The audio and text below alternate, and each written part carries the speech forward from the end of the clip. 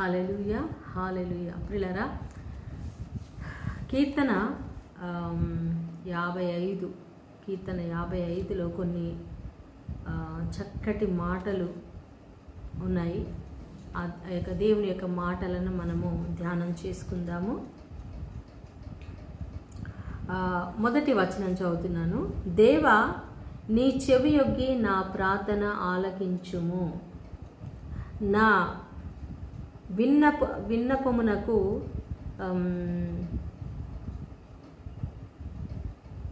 విన్నపములకు విముఖుడవుగా ఉండకుము. So దావీదు ఈ యొక్క ప్రార్థన చేస్తూ ఉన్నాడు. దేవా, నా ప్రార్థన నీ యొక్క చెవి యొగ్గి నా ప్రార్థనను ఆలకించు. నా యొక్క విన్నపానికి నువ్వు విముఖుడవే ఉండొద్దు. విముఖుడవు అంటే ఇప్పుడు మనం ఇట్లా డైరెక్ట్గా చూడడం సముఖత, అంటే మంచి మనస్సు ఎదురుగా మనం ఫేస్ని చూపించడం. విముఖత అంటే మనం ఫేస్ అటు సైడ్ టర్న్ చేసుకోవడం, తిప్పుకోవడం, అంటే వినకుండా ఉండడం. సో సముఖత అంటే మనం వినడము, విముఖత అంటే వినకుండా ఉండడం అన్నమాట. ఇష్టం లేకుండా ఉండడం, నచ్చకుండా ఉండడం. సో దేవుణ్ణి అడుగుతున్నాడు, దేవా, నా యొక్క ప్రార్థనను ఆలకించు. నీ చెవి యొగ్గి నేను చేసేటువంటి ప్రార్థన ఆలకించు. నేను చేసే విన్నపానికి నీవు విముఖుడవై ఉండకూడదు. నా మనవిని అంగీకరించి నాకు ఉత్తరమిమ్ము. నా యొక్క మనవిని అంగీకరించండి దేవా. సో మన జీవితంలో మనం చేసే ప్రతి ప్రార్థన దేవుని సన్నిధికి వెళ్ళి, చాలామంది ప్రార్థన ఎలా చేయాలి అనేది తెలియదు. దావీదు ప్రార్థన చేస్తున్నాడు. కీర్తనలు చదవండి, మీకు ఎలా ప్రార్థన చేయాలో మీకు ఈజీగా వచ్చేస్తుంది. కీర్తనలు అన్నీ కూడా ప్రార్థనలు, దేవుని స్తుతించడము, దేవునితో మాట్లాడడము, మన మనసులో ఉన్న ప్రతి ఒక్క బాధని, భయాన్ని దేవునికి తెలియచేయడం. ఇక్కడ దావీదు తనకు సంతోషం వస్తే చెప్తాడు, బాధ వస్తే చెప్తాడు, కోపం వస్తే చెప్తాడు, ప్రశ్నిస్తాడు, ప్రశ్నలు వస్తే ప్రశ్నలు అడుగుతాడు. ఆ విధంగా మరి తను ఫ్రీగా దేవుని సన్నిధిలో తన యొక్క తనలో జరిగేటువంటి భావాలన్నీ కూడా వ్యక్తపరుస్తూ ఉంటాడు. సో మనం దేవుని సన్నిధిలో ఎలా అంటే, గాడ్ ఈజ్ అవర్ ఫ్రెండ్. ఆయన మన తండ్రి, మన స్నేహితుడు. మనం ఎలా మన స్నేహితుడితో ఫ్రీగా మాట్లాడతామో, మన తండ్రితో మనం మాట్లాడతామో, అలాగ మనం జీసస్ దగ్గరికి వెళ్ళి మన డాడీతో మనము మాట్లాడవచ్చు. ప్రభా, నేను నీకు ప్రార్థన చేస్తున్నాను, ఇది నా విషయంనైనా, ఇదిగో ఈ విషయంలో నేను అడుగుతున్నాను ప్రభా, నాకు విముఖుడవు అవ్వద్దు ప్రభా, నాకు సమాధానం ఇవ్వు ప్రభా, నా మనవిని అంగీకరించు ప్రభా అనేసి ప్రార్థిస్తున్నాడు. అయితే తర్వాత వచనాలన్నీ చూస్తాము. నా శత్రువులు నన్ను ఎంతో బాధిస్తున్నారు, నన్ను చంపాలని చూస్తున్నారు, నాకు కీడు కలగాలని చూస్తున్నారు, నేను పడిపోతే నన్ను చూసి నవ్వాలని చూస్తున్నారు, నేను అన్నీ కూడా నష్టపోవాలని చూస్తున్నారు, నన్ను చంపాలనుకుంటున్నారు ప్రభా. ఇదిగో నా శత్రువులు నా చుట్టూ ఇంత భయంకరంగా ఉన్నారు అనేసి తనకున్న పరిస్థితి, తన శత్రువులని సమర్పిస్తున్నాడు. చూడండి, మన జీవితంలో కూడా చాలామంది శత్రువులు ఉంటారు. ఒక్కొక్కరి జీవితంలో శత్రువులు ఉండకపోవచ్చు, కానీ మట్టుకు ఒక్క శత్రువు అయినా మనకి ఉంటాడు. పోనీ ఈ లోకంలో మనుషులు ఎవ్వరు మీకు శత్రువులు లేరనుకోండి, కానీ సైతాను మాత్రం మన శత్రువే కదా. సైతాను పెద్ద శత్రువు, వాడి దూతలు మన శత్రువులే. సో ఆ సైతానుడు, వాడి దూతలు ఎల్లప్పుడూ కూడా మనకి కీడు చేయాలని, మనకు హాని చేయాలని, మనల్ని నష్టపరచాలని, మన సంతోషంగా ఉండడం వాడికి ఇష్టం లేదు. మనం హ్యాపీగా నవ్వుతూ ఉన్నాం అనుకోండి, వాడు అస్సలు చూసి తట్టుకోలేడు. మన సమృద్ధితో ఉంటే వాడికి ఇష్టం లేదు. మనం కష్టాలు పడుతూ ఉండాలి, బాధలు పడుతూ ఉండాలి, ఏడుస్తూ ఉండాలి, దేవుణ్ణి ప్రార్థించకూడదు, దేవుణ్ణి దూషించాలి, దేవుడు ఎందుకు నాకు ఇలా చేశాడని దేవుణ్ణి ప్రశ్నించాలి. ఇలా ఉంటే దేవుడికి దూరం అయిపోయే పరిస్థితులు ఉంటే వాడికి ఇష్టం. మనం పరిశుద్ధంగా ఉండడం వాడికి ఇష్టం లేదు, మనం దేవుణ్ణి హత్తుకొని ఉండడం ఇష్టం లేదు, బైబిల్ రోజు చదవడం ఇష్టం లేదు, ప్రార్థన చేయడం వాడికి ఇష్టం లేదు. వాడు మన శత్రువు. సో అలాగే ఆ శత్రువు ఏం చేస్తాడు, మన చుట్టూ ఉన్న మనుషులలో దూరుతాడు. ఇంట్లో ఉన్న వాళ్ళలో దూరుతాడు, కొన్నిసార్లు అత్తలో దూరుతాడు, భర్తలో దూరుతాడు, మామలో దూరుతాడు, తోటి కోడల్లో దూరుతాడు, వదినలో దూరుతాడు, మరదల్లో దూరుతాడు. పిల్లల్లో కూడా దూరుతాడు. ఇలాగా ఆ సైతానుడు, ఆ దురాత్మలు, ఆ చీకటి శక్తులు ఎవరిలోనైనా దూరి వాళ్ళ ద్వారా మనకి శత్రువుగా మారిపోవచ్చు, వాళ్ళని మనకి శత్రువులుగా మార్చవచ్చు. మనకెంతో మంచిగా ఫ్రెండ్స్గా ఉన్న వాళ్ళని కూడా సైతాను మనకి వాళ్ళని శత్రువులుగా మార్చే అవకాశం ఉంది ప్రియులారా. సో అలా ఉన్నప్పుడు ఆయన చెప్తున్నాడు అనమాట, నా గుండె నాలో వేదన పడుచున్నది, నా గుండె నాలో వేదన పడుచున్నది. చాలాసార్లు మన హృదయం వేదన పడుతుంది, బాధపడతా ఉంది, ఏడుపు వస్తూ ఉంది. మనం ఎవరికి చెప్పుకోవాలి మన బాధలు? కొన్నిసార్లు చాలామంది వాళ్ళ భర్త కూడా చెప్పుకోలేని, భార్యకి చెప్పుకోలేని బాధలు ఇలా మాలాంటి ప్రార్థన చేసే వాళ్ళకి ఫోన్ చేసి చెప్తూ ఉంటారు. కొన్నిసార్లు దేవుని సేవకులు అందుబాటు లేకపోతే ఎవరికి చెప్తాం? మనం దేవుని సన్నిధిలోకి వెళ్ళి దేవునికే మనం చెప్పాలి. ప్రభా, ఇదిగో నాలో ఈ బాధ కలుగుతుంది, ఈ వేదన కలుగుతుంది అని మనం దేవుని సన్నిధిలో మొరపెట్టుకోవాలి. నా ప్రియమైన సహోదరి సోదరుల, నా గుండె నాలో వేదన పడుచున్నది, మరణ భయములు నాలో పుట్టుచున్నవి. చూడండి, కొన్నిసార్లు మన జీవితంలో మరణ భయం రావచ్చు.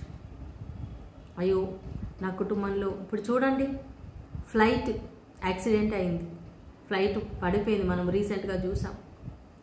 కొన్ని వందల మంది, 200 కంటే మరి ఎక్కువ మంది చనిపోయారు, మంటల్లో కాలి బూడిదైపోయారు.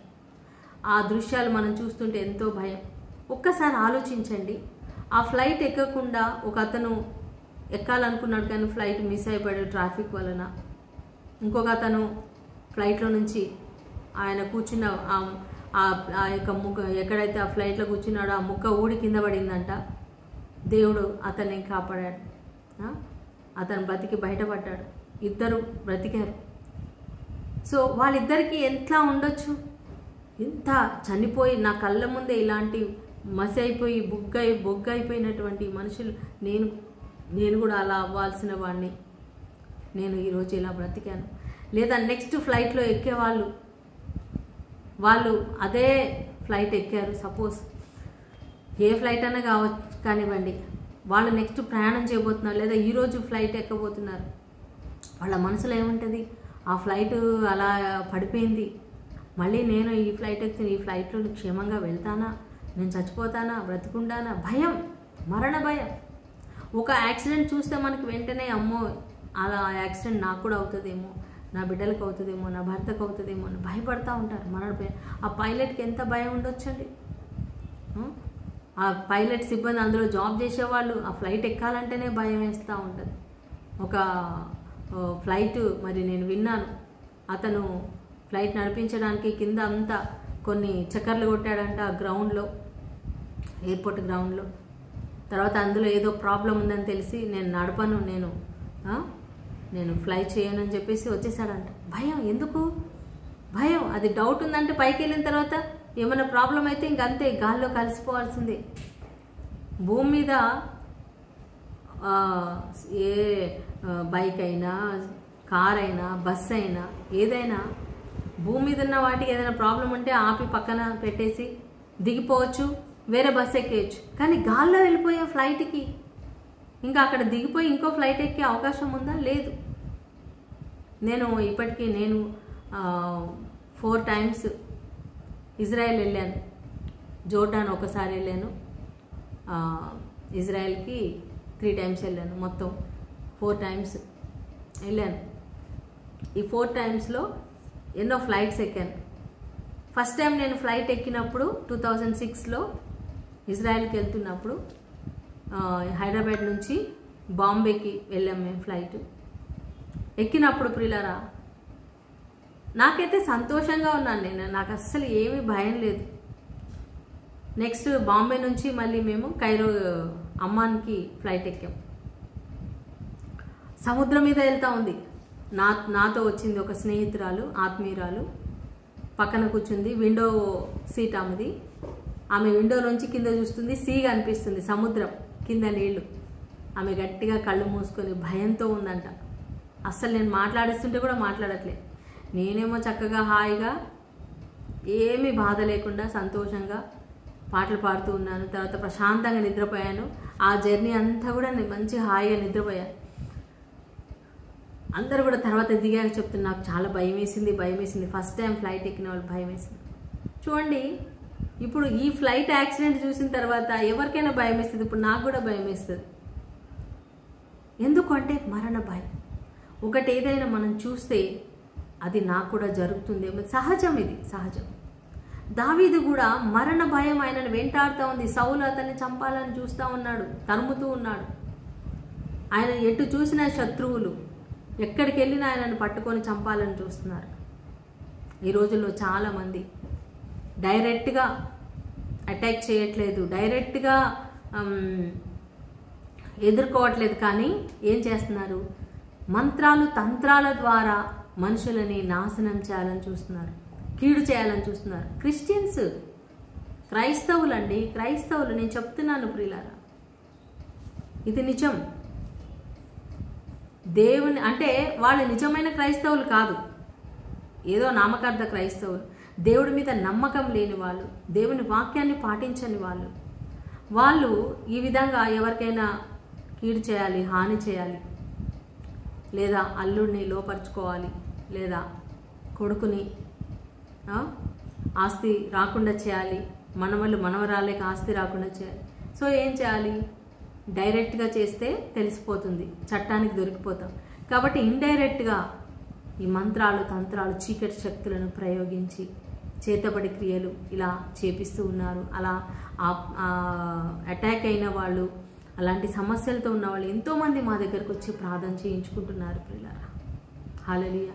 సొంత వాళ్ళే చేస్తూ ఉన్నారు ఇలాగా. ఎంత దారుణం అండి. ఇలాంటి శత్రువులు ఉన్నారు, కానీ బయటికి చాలా మంచిగా నవ్వుతూ చక్కగా ఉంటారు, కానీ వెనకాల గోతులు తవ్వుతూ ఉన్నారు, వెనకాల ఎంతో కీడు చేయాలని, నాశనం చేయాలని చూస్తూ ఉన్నారు ప్రియులారా.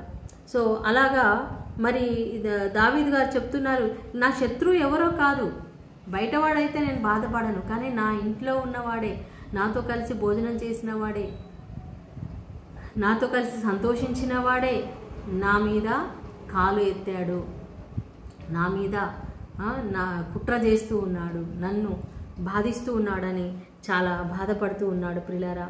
సో అలాంటి వాళ్ళని నువ్వే శిక్షించు ప్రభా, అలాంటి వాళ్ళని నువ్వు చూడు ప్రభా అనేసి అతను ప్రార్థన చేస్తూ ఉన్నాడు. రాత్రింబగళ్ళు వాళ్ళు నన్ను చంపాలని చూస్తున్నారు, నన్ను వెతుకుతూ ఉన్నారు, వాళ్ళు ఏ విధంగా నన్ను పడగొట్టాలి అని చెప్పేసి కింది వచనాలన్నిట్లో మనం చూస్తాం ప్రియులారా. తర్వాత అయితే ఆయన ఈ పరిస్థితులలో తను ఏం చేస్తున్నాడు? అయితే నేను దేవునికి మొర్రపెట్టు కొందును.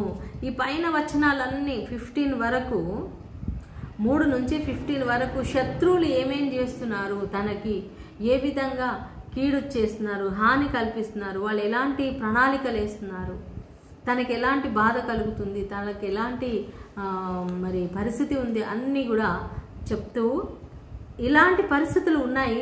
అయితే నేనేం చేస్తున్నానంటే దేవునికి మొరపెడుతున్నాను. అయితే నేను దేవునికి మొరపెట్టుకొందును, యెహోవా నన్ను రక్షించును. ఆమేన్.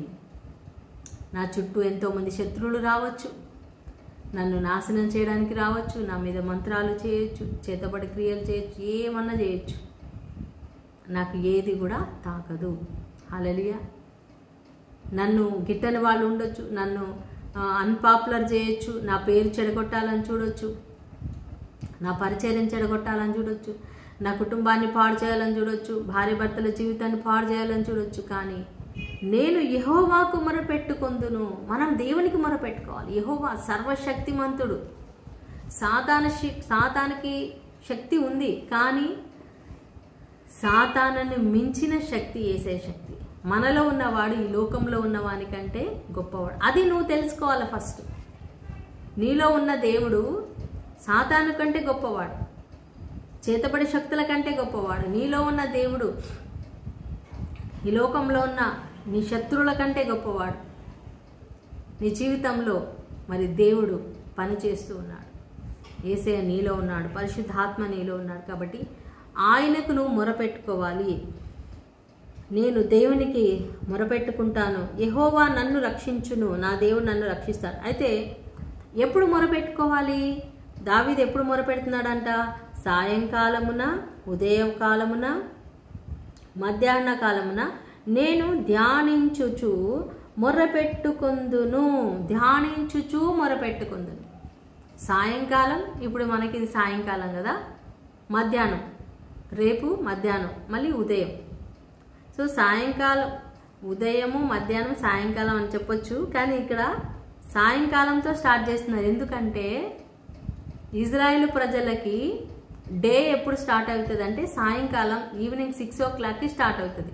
ఈవినింగ్ 6 నుంచి వాళ్ళకి డేట్ మారుతుంది అనమాట. అందుకని ఇక్కడ ఏమంటున్నాడు? సాయంకాలము, నెక్స్ట్ డే ఏమవుతుంది? ఉదయము, తర్వాత మధ్యాహ్నం. కరెక్ట్. నిజంగా అండి, బైబిల్ పర్ఫెక్ట్ అండి. బైబిల్ని ఎవ్వరు కూడా తప్పు పట్టడానికి లేదు. మన ఇండియాలో సూర్యుడు ఉదయాన్నే ఉదయిస్తాడు. సో మనకి డేట్ ఎప్పుడు మారుతుందండి?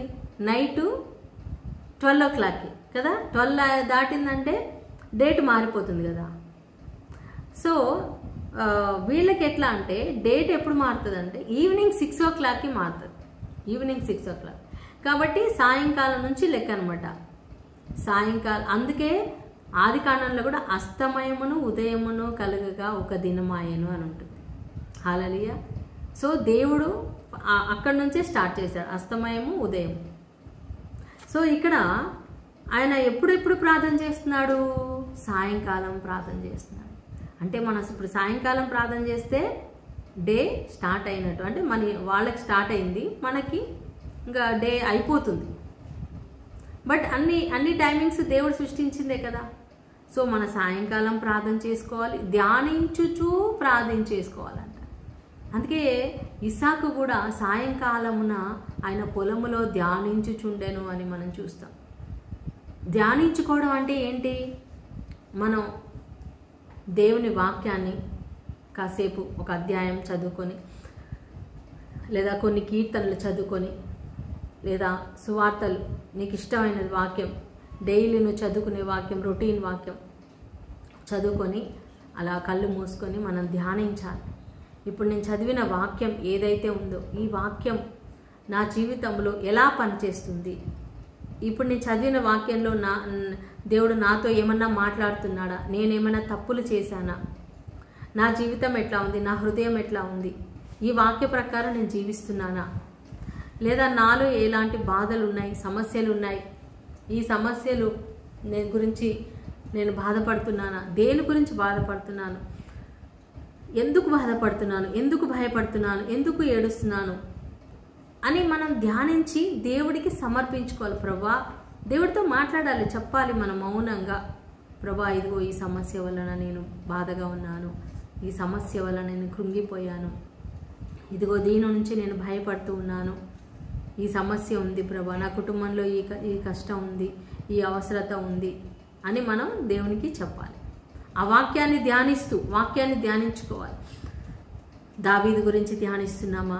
బైబిల్లో ఏ వాక్యం? షడ్రక్, మేషక్, అబేద్నెగోల నాలో ఎంత విశ్వాసం ఉంది, నాకు కూడా అంత విశ్వాసం ఉందా లేదా? సో ధ్యానించడం అంటే అది వాక్యంలో నుంచి మన జీవితాన్ని అన్వయించుకొని మనం ధ్యానించాలి. ధ్యానించిన తర్వాత ప్రార్థన చేయాలన్నమాట. ధ్యానించుచు ఏమంటున్నాడు? మొరపెట్టుకొందును, ఆయన నా ప్రార్థన ఆలకించును.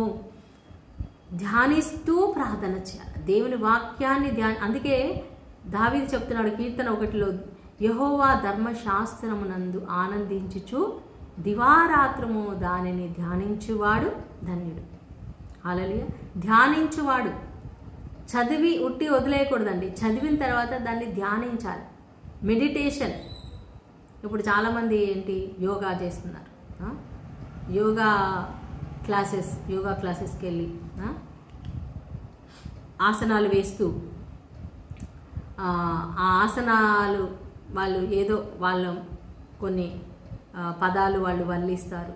అలాగ సైలెంట్గా ఉండి ఇట్లా గాలి పీల్చుకోవడం, వదలడం, అట్లా ఏదో ధ్యానం చేస్తూ ఉంటారు. వాళ్ళు ఏం ధ్యానం చేస్తున్నారో అది ఉట్టిగా ఉంటుంది గాలిలో.